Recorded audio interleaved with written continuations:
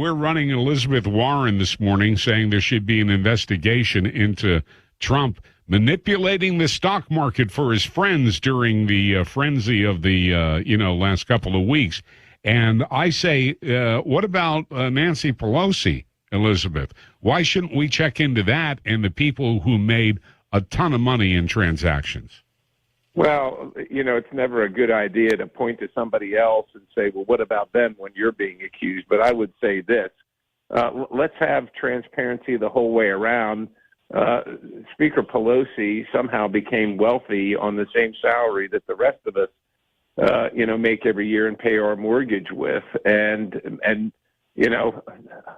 look, there's got to be an answer for that, right? And she's not the only one. At the same time, look, the president sent out a message, but I think the difference here, it wasn't to just his friends. Like, he sent out a message to everybody. So, I don't know that that's insider trading information. Right. If everybody has all the same information. But I, number one, welcome, any transparency that shows us more about the inner workings of these things, about how people that are connected to become wealthy while the rest of everybody else doesn't.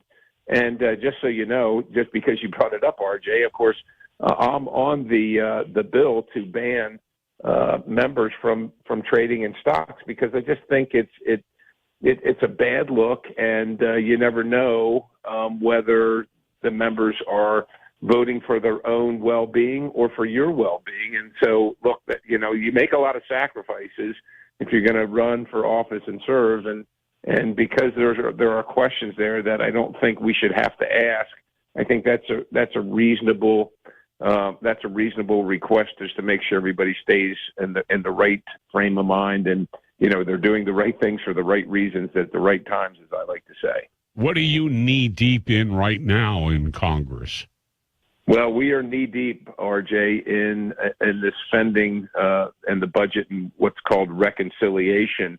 We passed a significant hurdle last week of approving the Senate's budget, week that it was. And but here's the situation, RJ. None of us, of course, I'm a Republican, but I don't think anybody wants taxes to go up. And if we don't do something, taxes are going to go up because they expire at the end of the year. And so we want to avoid that. But here's the thing, RJ. If you're not going to collect as much money, you can't spend as much money. And as you know, and RJ, you know me, I've been harping on this for a long time, we're spending $2 to $3 trillion a year more than the revenue, more than we take from the taxpayers. And that math just doesn't add up. It's arithmetic. And so many of us, myself included, are saying, look, we want to preserve the taxes right where they are. We don't want them to go up.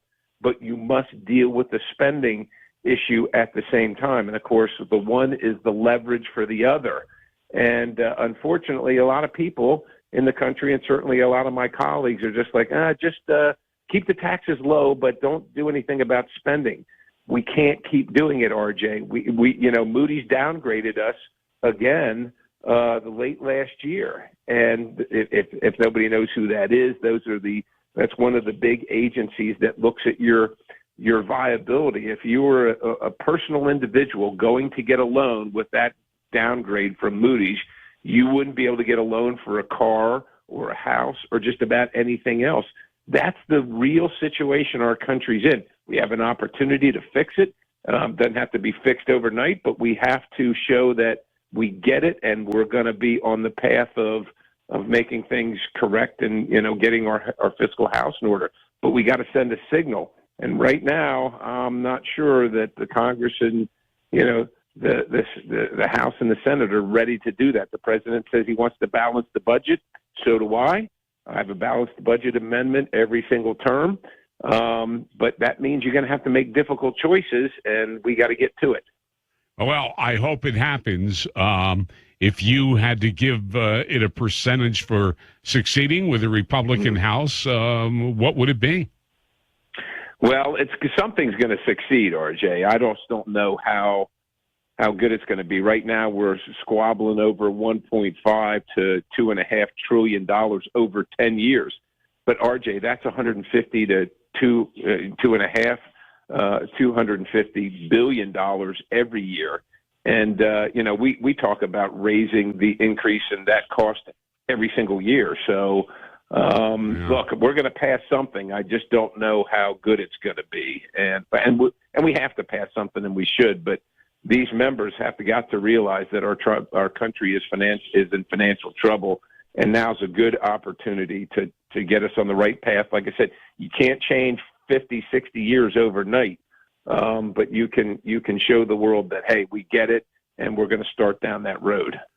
And really, when it comes right down to it, these changes need to be made immediately, really. But, we'll see what we get.